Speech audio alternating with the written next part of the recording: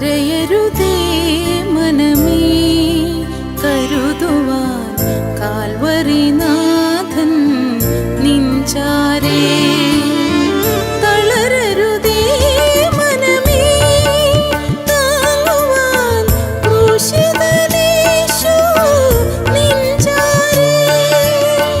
മിഴിയൊന്നു നിറഞ്ഞാൽ, മനമൊന്നു തളർന്നാൽ, താങ്ങായി തണലായി നിൻചാരേ. മിഴിയൊന്നു നിറഞ്ഞാൽ, മനമൊന്നു തളർന്നാൽ, താങ്ങായി തണലായി നിൻചാരേ. കരയരുതേ മനമേ, കരുതുവാൻ കാൽവരിനാഥൻ നിൻചാരേ.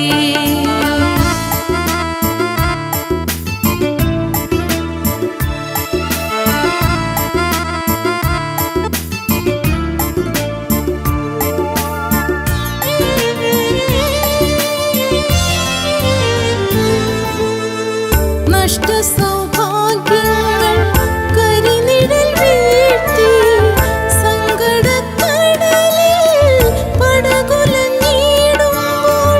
നഷ്ടസൗഭാഗ്യങ്ങൾ കരിനിഴൽ വീഴ്ത്തി, സങ്കടക്കടലിൽ പടകുലഞ്ഞിടുമ്പോൾ.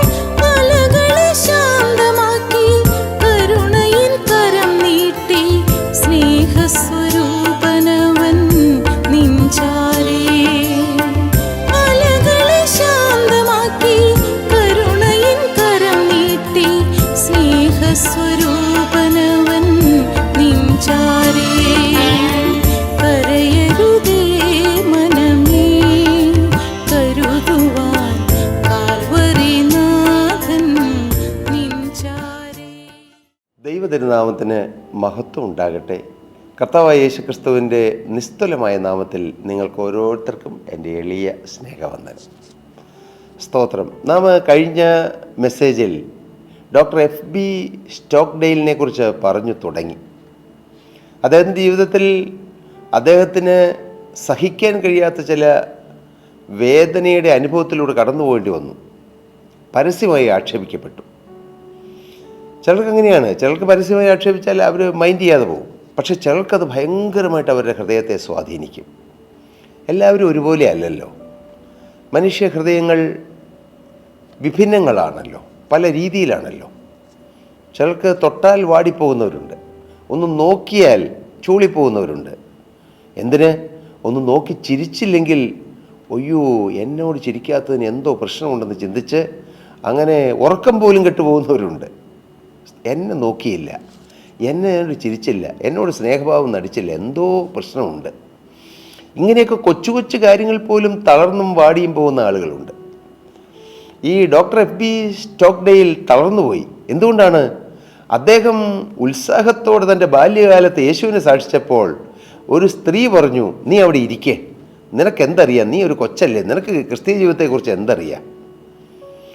പലപ്പോഴും ആത്മീയ ജീവിതത്തിലെ മുൻനിരയിൽ പോകുന്നവർ പലപ്പോഴും ഇങ്ങനെ കൊച്ചു കൊച്ചു വിശ്വാസത്തിൽ വളർന്നു വരുന്നവരെ തളർത്തിക്കളയുന്ന അനുഭവങ്ങൾ ഉണ്ടായിട്ടുണ്ട്.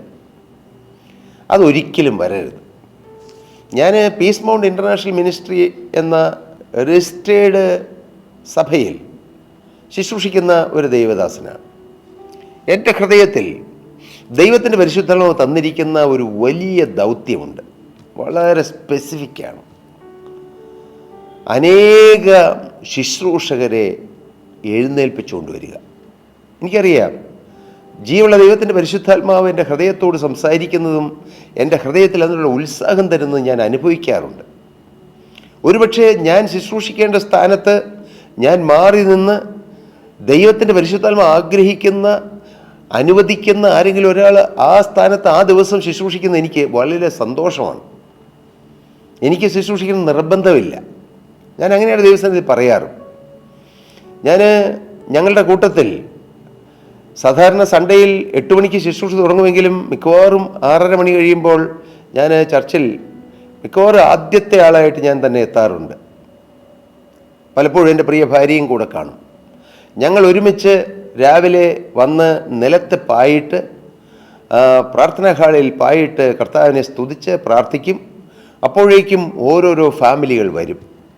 പിന്നെ ഞങ്ങൾ എല്ലാവരും ഒരുമിച്ച് വട്ടത്തിൽ റൗണ്ടിൽ കൈകോർത്ത് പിടിച്ച് പ്രാർത്ഥിച്ച് കർത്താവിനെ ആരാധിച്ച് കർത്താവിനെ സ്തുതിച്ച് എല്ലാ ദൈവകരങ്ങളിലേക്ക് എല്ലാം ഏൽപ്പിക്കും.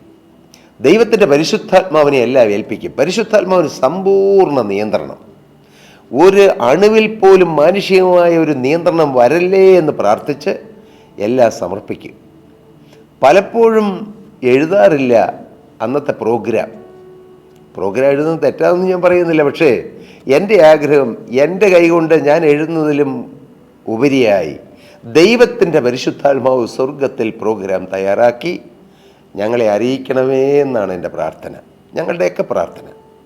അതിനുശേഷം അവിടെ കൂടിയിരിക്കുന്ന സഭയോട് ചേർന്ന് നിൽക്കുന്ന, ചർച്ചിനോട് ചേർന്ന് നിന്ന് പ്രവർത്തിക്കുന്ന ദൈവമക്കളോട് ഞാൻ ഓപ്പണായി ചോദിക്കും, ഇന്നാരാണ് പ്രാർത്ഥിക്കുന്നത്? ഇന്നാരാണ് ബൈബിൾ വായിക്കുന്നത്? ഇന്നാരാണ് പ്രബോധനം കൊടുക്കുന്നത്? ഇന്നാരാണ് ലഘുപ്രസംഗം നടത്തുന്നത്? ഇന്നാരാണ് കർത്തൃമേശയ്ക്ക് മുമ്പുള്ളതായ പ്രബോധനം കൊടുക്കുന്നത്? ഇന്നാരെങ്കിലും പ്രധാനപ്പെട്ട മെസ്സേജിന് വേണ്ടി ഒരുങ്ങി വന്നിട്ടുണ്ടോ? ഓപ്പണായി ചോദിക്കാറുണ്ട്.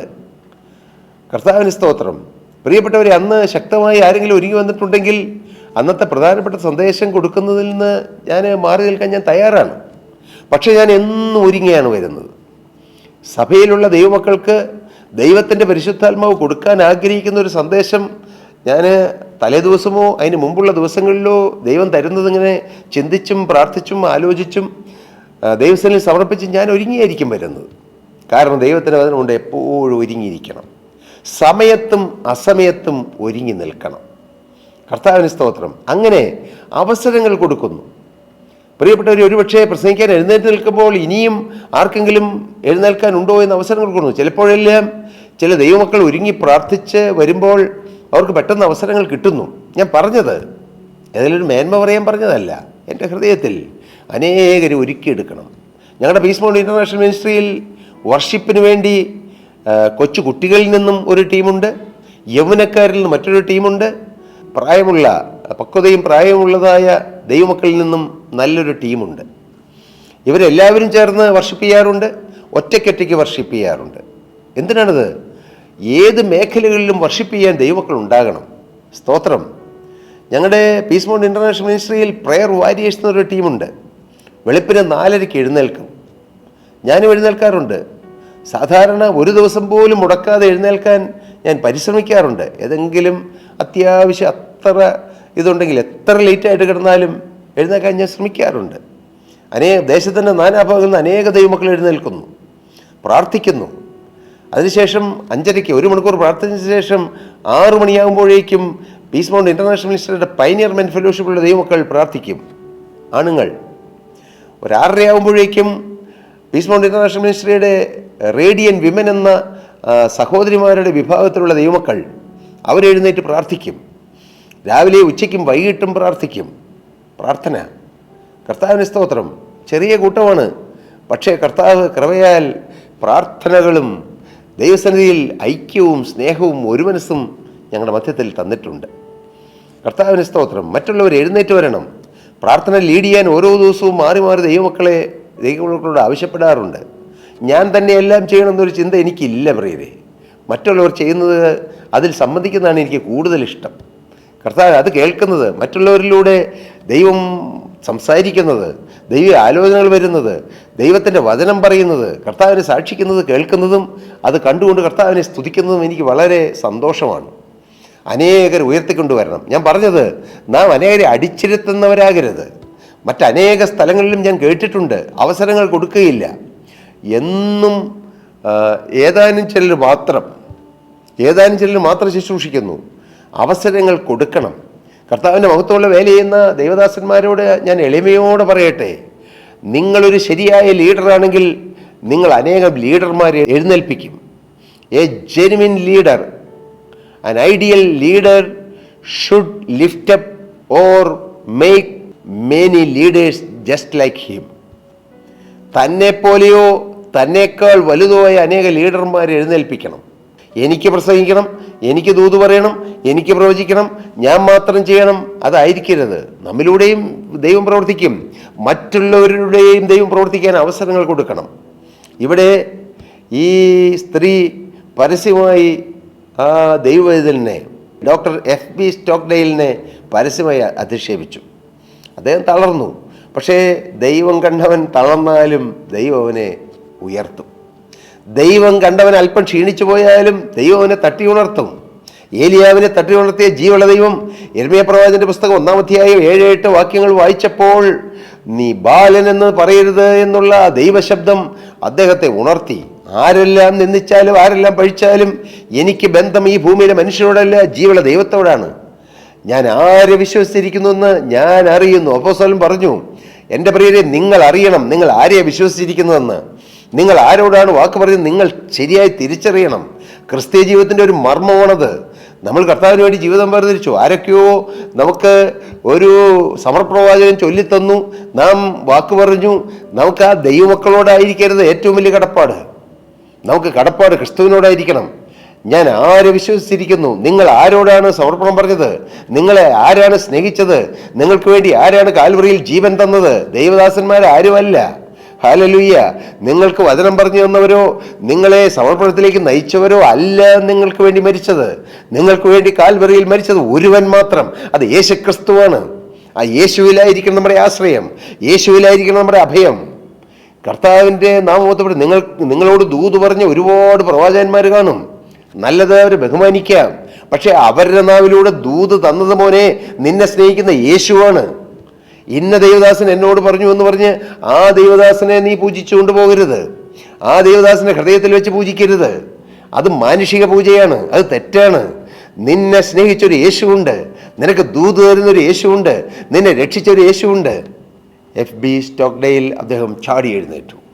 അദ്ദേഹം ചിന്തിച്ചു, ഇല്ല, ആരെങ്കിലും പറഞ്ഞാൽ തളരേണ്ടവനല്ല ഞാൻ യേശുവിനെ സാക്ഷിക്കും. അങ്ങനെ അനുഗ്രഹിക്കപ്പെട്ട ദൈവവേലക്കാരനായി അദ്ദേഹം കർത്താവിൻ്റെ കരങ്ങളിൽ, കർത്താവിൻ്റെ വയൽ പ്രദേശത്ത് പ്രയോജനമുള്ളവനായി തീർന്നു. എൻ്റെ പ്രിയരെ, നിങ്ങൾ തളരരുത്, നിങ്ങൾ വാടരുത്. മോനെ, നിനക്കും ഒരു വേലയുണ്ട്. മകളെ, നിനക്കും ഒരു ശുശ്രൂഷയുണ്ട്. അനേകരെ ശുശ്രൂഷിക്കേണ്ടവളാണ് നീ, ശുശ്രൂഷിക്കേണ്ടവനാണ് നീ ദൂത് കേൾക്കുക മാത്രമല്ല മകനെ, നീ അനേകരോട് ദൂത് പറയേണ്ടവനാണ്. Hallelujah, hallelujah. നിങ്ങൾ ദൈവാത്മാവ് പ്രേരിപ്പിക്കുന്നവർ നിങ്ങളത് ഏറ്റെടുക്കുക പ്രിയരെ. മോനെ, നീ അനേക പ്രവചനങ്ങൾ കേട്ട് സന്തോഷിച്ച് ദൈവത്തെ സ്തുതിക്കേണ്ടവൻ മാത്രമല്ല, അനേകരോട് പ്രവചനം പറയേണ്ടവനാണ്. ഹല്ലേലൂയ. നിങ്ങളിപ്പോൾ ഈ സന്ദേശം കേട്ട് സന്തോഷിച്ചിരിക്കുക മാത്രമല്ല വേണ്ടത്, അനേകരോട് ജീവനുള്ള ക്രിസ്തുവിന്റെ സുവിശേഷ സന്ദേശം പറയേണ്ടവരാണ്. ഹല്ലേലൂയ. നിങ്ങൾക്കുമുണ്ടൊരു ശുശ്രൂഷ, നിങ്ങൾക്കുണ്ടൊരു വേല. മോനെ, നിനക്കുമുണ്ട് സ്വർഗത്തിലെ ദൈവത്തിന്റെ സന്നിധിയിൽ ഒരു പദ്ധതിയുണ്ട്, നിന്നിലൂടെ നടക്കേണ്ട ഒരു പദ്ധതിയുണ്ട്. ഹല്ലേലൂയ.